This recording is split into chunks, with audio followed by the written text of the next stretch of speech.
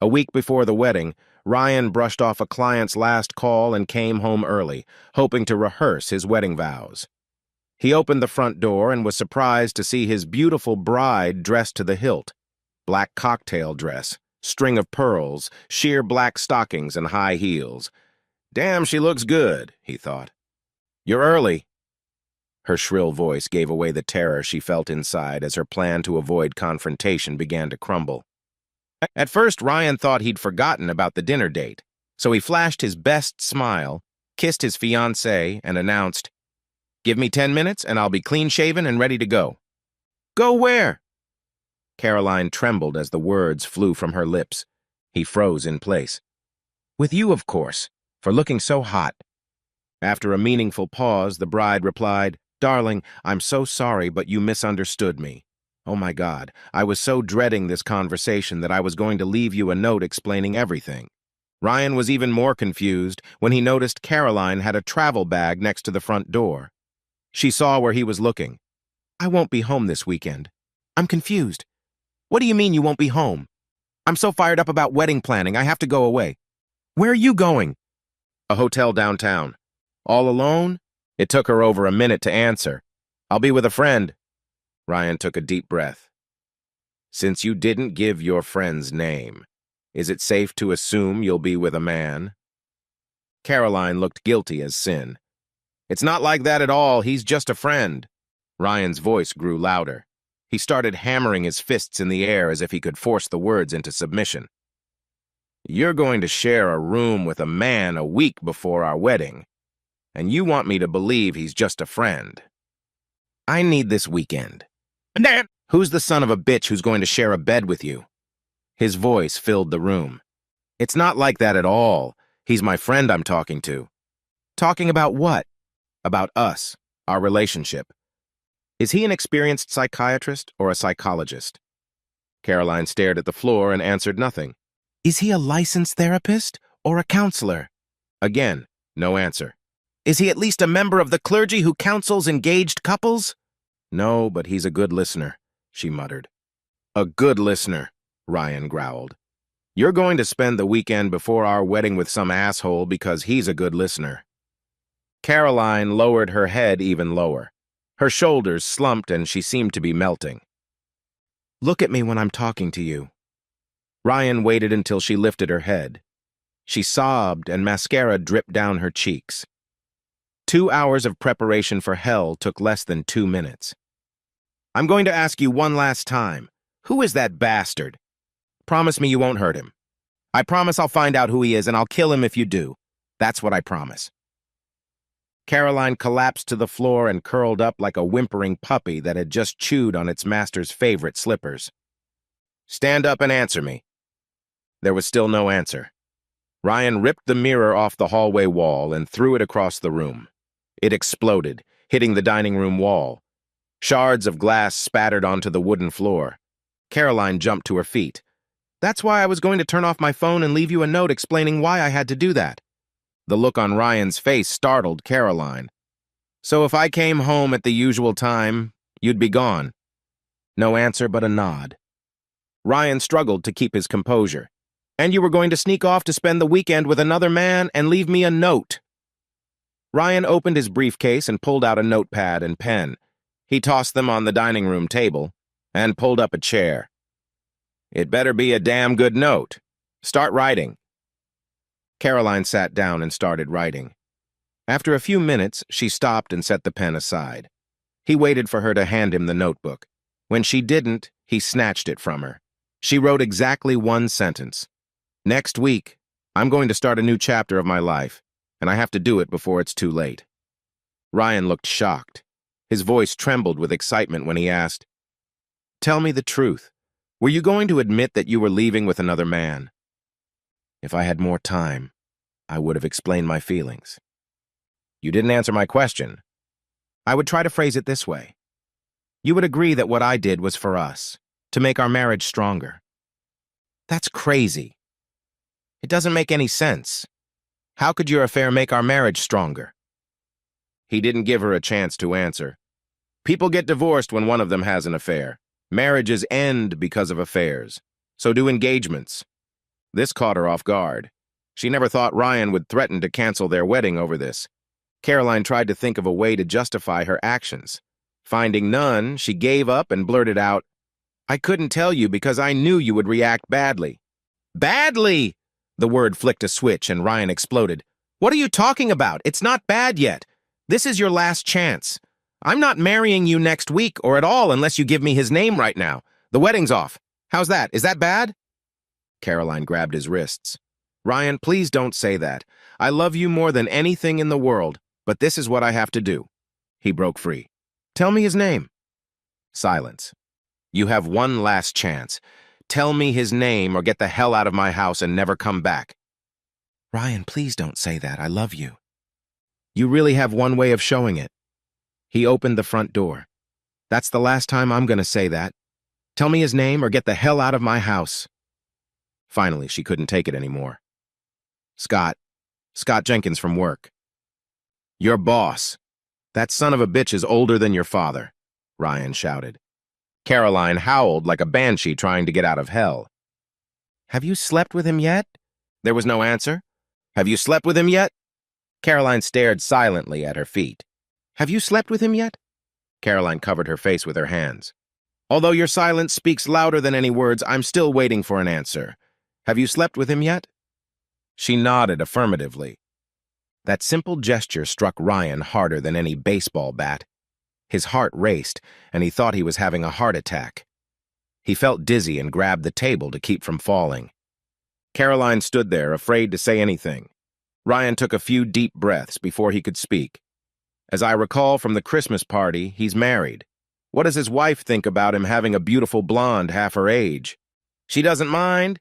She's going through menopause and hasn't been able to have sex in almost a year." "Did she tell you that herself?" "No, Mr. Jenkins, Scott. He said she was too embarrassed to talk about it." "Why don't we call her and ask her?" "No, Scott said that would humiliate her even more." "Give me your phone. I'm willing to take that chance. I don't have his home number, just his cell phone. That means the bastard's sneaking around behind his wife's back." No, he respects her feelings and doesn't want her to feel like a lesser woman." "I can't believe how stupid you are to defend him. I can't stand it. I'm giving you a choice. Leave or be a discarded slut ass. How dare you call me a whore? What would you call an engaged woman having an affair with a married man?" No answer. She turned away from him and started muttering something to herself. "Before you go, I have one more question. Why were you going to spend the weekend with another man?" She finally spoke up. "It's all your fault, you know that." "It's my fault! What the hell are you talking about?" "When we got serious, you admitted that you had sex with 3 girls before me. You were the only man I ever had sex with. I told you it didn't matter. But after talking to Scott, it started to gnaw at me, and I knew I would eventually cheat on you to make things work out. Scott said that if our marriage was going to be successful, we should enter into it as equals. He said I should do it now because I told him that you always said you would never stay married to a woman who cheats on you. We are not married, so I would even the score. Then I'll never cheat on you after we're married." "What? Are you crazy? That was before I met you. I've been 100% faithful to you since our first date," Ryan continued. "So you bet our entire future on shit spewed by a horny old man who wanted to fuck a girl half his age. No, it's not like that at all. I mean, yeah, we talked about it. He made me realize how unfair it was to me. But he never tried to manipulate me. So it never occurred to you that he had a vested interest in you tying the score? No, it wasn't like that. He was just trying to help us." "Don't be ridiculous. What exactly did the good listener say that would help us?" "He didn't say much. But he helped me think things through. He made me realize that I had the right to have sex with 3 different men so that we could enter our marriage on equal footing." "The right? What a load of crap!" Ryan wailed. "Ryan, I've enjoyed sex with another man, but I love you so much I'm willing to settle for one." Caroline grinned stupidly as if she'd played a trump card. "Settle for one?" Ryan gave her a hard look. "If it wasn't so pathetic, I'd laugh. I'm so confused." When Scott was explaining it, it made so much sense. It wasn't supposed to be like this. "You're right. You and I were supposed to be together forever, faithful to each other." Ryan looked like he was about to snap. How do you think I'm going to react when I find out you're sleeping with your boss? No, no, no, no! You're turning this around! Then tell me, what do you think will happen when you get home from the weekend? Did you think I'd be a good little cuckold and thank the old man for screwing my fiancé? No. I was hoping you'd never find out. I love you. I never meant to hurt you. It would have been my little secret, hidden forever. You thought you'd go away for the weekend, just turn off your phone and disappear without telling me where you were going, and I wouldn't realize you'd cheated on me. He looked at her like she was the village idiot, and yet she went on talking. Even if you find out, I know that you love me enough to realize the justice of it, and we'll get married and live happily ever after. Justice! That word reeked of rage. What of everything you know about me made you believe that I would still marry you after you had an affair? Scotty said. Shit! Shouted Ryan to her. He's an asshole who found a naive woman he could control. No, he's a very caring man who wanted to help our marriage succeed. How many times have you had sex with him or any other man? I swear, no other men. Then how many times did you have sex with him? Not that many. 7 or 8. You slept with another man 7 or 8 times while we were engaged, and you don't think that's a lot. I did it for us, Caroline sobbed, to make our marriage work. Remember that conversation when I admitted I wasn't a virgin? I never told you I'd had sex with 3 girls before you. I just said I had sex 3 times. Each time I went out with Sally McDonough, the girl I was doing well with before I met you. We were going to run away together after graduation. That stopped quickly when her mother caught us naked. You know how that story ended. They left town the next day, and I never heard from her again. You and I met the next month. Since that day, I've never kissed another woman, let alone had sex. Caroline felt nauseous. So you're 7 or 8 to 3 ahead of me. I guess I'd have to fuck 4 or 5 more women to make us equal. No, I'm... You think this asshole is going to say I have the right to entertain 4 or 5 different women to make us equal? What about your best friend, Laura? You always said you didn't trust her around me. Maybe your sister? She's not seeing anyone. No, Ryan, please no. Give me one good reason why not. I'm ending this affair and I'm not going away with him this weekend. You have to understand. I made a mistake, but I did it for us. No. You did it for you and only you. Please, Ryan, give me another chance. She begged me. You're too late. I can never trust you again. Please give me another chance. I swear I'll never... Ryan raised his hand.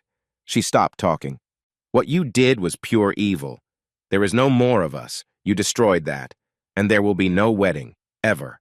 No, no, no. Don't say that. I love you. I swear I'll never cheat on you again. What hurts more than your sexual betrayal is that you didn't come to me when you had doubts. Me, the man you supposedly love. I don't know what I would have said or done, but I can swear I would never advise you to have an affair with a married man. Only a marriage-destroying whore would do such a thing. Silence.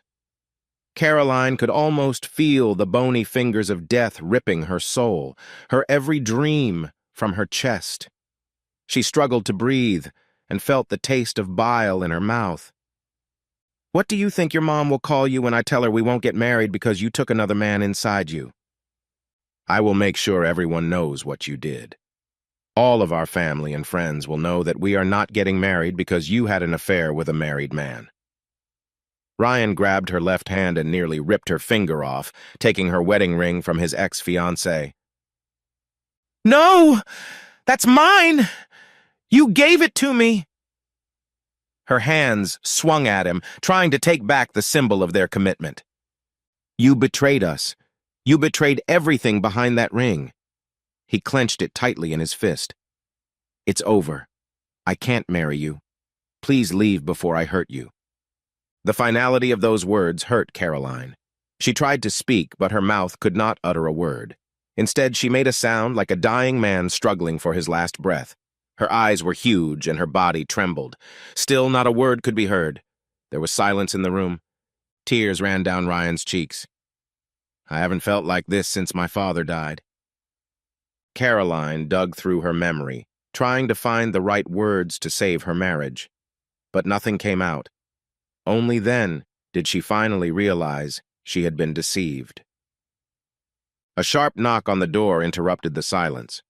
Caroline recovered from the shock and pulled herself together enough to say, "My God, it's Scott. I'll tell him to go away. Please don't cause any trouble." Ryan grabbed the baseball bat he kept next to the door. "Scott, I'm not going to cause trouble. I'm going to kill him right here in the foyer while you watch." Caroline jumped up and tried to stop him. "He's not worth going to jail over." "I really don't care." He stepped around her. "I have nothing to live for. But if I kill him, I'll get even for the pain he's caused me." She tried calling his cell phone to warn him. The call went straight to voicemail. Ryan, holding a bat in one hand, opened the door. He was ready to throw the old man off his feet. Instead, he was met by two police officers. The bat fell out of his hands. It hit the ceramic tiles of the floor with a loud clang. The officers ignored him. "Excuse me, ma'am. Are you Caroline Bradley?" "What's the problem, officer?" The police officer stepped inside and closed the door. "Do you know Mrs. Loretta Jenkins?" "I work for her husband, Scott." The officers looked at each other as if they were in on a personal joke. "Is everything okay? Did something happen to Loretta?" "No, ma'am. But about an hour ago, Mrs. Jenkins killed her husband in the living room of their house." Caroline collapsed and fell to the floor. Ryan went to the kitchen and came back with a large pot full of water. He poured it over her face. Her once beautifully styled hair began to look like a drowned rat. It was several minutes before she could speak. "Oh my God, Scotty's dead," she sobbed. "Yes, ma'am." She shot him 6 times in the chest with the .38 caliber revolver, then reloaded it and shot him 6 more times at point-blank range in the face. Detectives said it was the most cold-blooded thing they had ever seen. She nearly blew his head off. The only sound was Ryan's laughter. The cops looked at him like he was crazy. "I guess she didn't let her husband go away with you this weekend after all." "We need you to come down to the station, ma'am. Mrs. Jenkins told her neighbor she's going to kill you for ruining her marriage. We have half a dozen squads patrolling the neighborhood, but they think you'll be safer downtown." Her face was pale, numb. "Don't come back, cheater." His voice trailed off as his ex-fiancée let out a horrified scream. The police officers half-carried Caroline out to their car. Ryan watched the blue lights fade into the distance, trying to figure out how his life had turned to shit. 3 strong sips of whiskey loosened his tongue. The 4th awakened his writing skills. He began composing an email to everyone whose addresses he had. Family, friends, co-workers, church choir, everyone. Ryan titled it "Why I Won't Marry Caroline Bradley, a Cheater and a Whore." If you watch the news tonight, the lead story will be about a middle-aged woman who killed her husband for screwing a 25-year-old whore. I'm ashamed to say, but that whore is my ex-fiancée. Yes, little Miss Prim and Proper Caroline, who always looked down on her girlfriends for sleeping with everyone, is responsible for a 60-year-old man being shot and killed. Yes, she was sleeping with a guy older than her father. Now you know why I'm not getting married. Thank God it happened before I ruined my life by marrying a cheating whore. P.S. The police are hiding Caroline because her lover's widow is after her to kill her. I hope she succeeds. A couple minutes after he hit the send button, he had half a dozen replies. Then his cell phone rang. The first call was from the local newspaper asking for an interview. He sent the reporter a couple pictures of her in a tight bikini. Then he told him the story of her betrayal. He then agreed to do an on-air interview with the local radio station. Ryan spent the next 2 hours talking to reporters and answering emails. Most of them, including Caroline's friends and family, were very supportive. When he got tired of telling the story, he took a break and started stuffing all of Caroline's belongings into black trash bags. Eventually, he filled 4 bags. He dragged them to the garage near the dumpsters. Ryan lived in a bedroom suburb that hadn't had a homicide in 5 years, so the next morning the local paper printed the headline, "Love Triangle Ends in Death." Television stations also descended on the civilian population. Each carried the evening news with pictures of the suspect on the run, as well as Ryan's ex-fiancée in a bikini and the victim. It was pitch dark outside when Ryan decided to finish his bottle of bourbon. The next morning, television crews arrived in time to film the locksmith changing the locks. Finally, he posted a sign that read, "No trespassing." 2 hours later, police found Loretta Jenkins sleeping in her car a couple blocks from Caroline's apartment. She was arrested without incident. Ryan was hung over when someone started banging on his front door. "Get out!" he yelled. "It's the police!" came the reply. He opened the door. "Mr. Erickson, your fiancé wants to come home to explain what happened." "I don't have a fiancé, and this isn't her house. This is my house. This will never be her home. Please take her things away because I might do something I'll regret later." He went outside and pointed to the trash bags. "This is all she had. I would appreciate it if you would tell her that I will never forgive her and I will never speak to her again. Never." He heard her yell from the patrol car, "Ryan, I love you." He slammed the door shut and turned on the TV. He turned on the movie channel and leaned back in his chair to watch a black and white Western. No one had ever admitted to sending the pictures that Jenkins's wife had used to find out about the affair. But everyone agreed that Scotty's secretary had a very smug look on her face when she showed up Monday morning. Caroline had become the pariah in town. Of course, she was fired before she even entered her office. When the owner died and his wife's very expensive lawyers couldn't prove temporary insanity, the business was sold to a Chinese investor who promptly fired everyone and moved operations to a small island nation. Caroline's family and friends were united in their condemnation of the cheating wife. The day after she testified in court, she packed all her possessions into her car and set out to start a new life. On her way out of town, she drove past Ryan's house one last time. The yard sign had a "For Sale" sticker on it. She tried to drive on, but she couldn't see anything through her tears. She stopped the car, closed her eyes, and tried to remember how she felt when he hugged her. She wanted to die. Epilogue. 6 years passed, and Ryan returned to his hometown for the funeral of a childhood friend who died a hero in Iraq. The Alumni Association had invited the entire class, and a large turnout was expected. It was the first time he'd been back since that night. His beautiful wife, Brooklyn, Brooke for short, squeezed his hand as he led her through the town square. She knew that every step carried very bad memories, and she tightened her grip. Ryan Jr., being a normal 3-year-old boy, didn't want to wait for his tardy parents and set out to explore.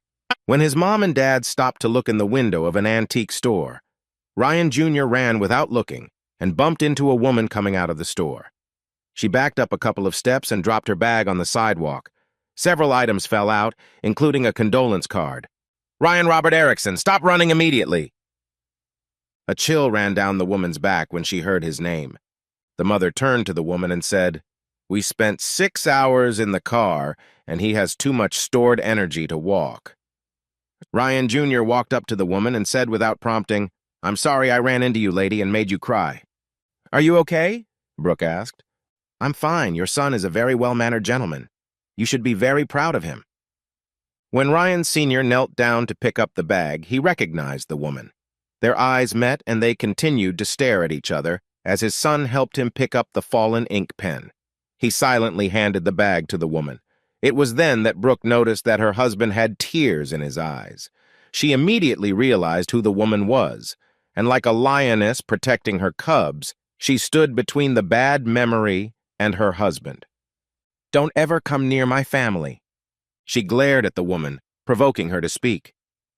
As Caroline slipped away, she heard Brooke add, "Never is forever, slut."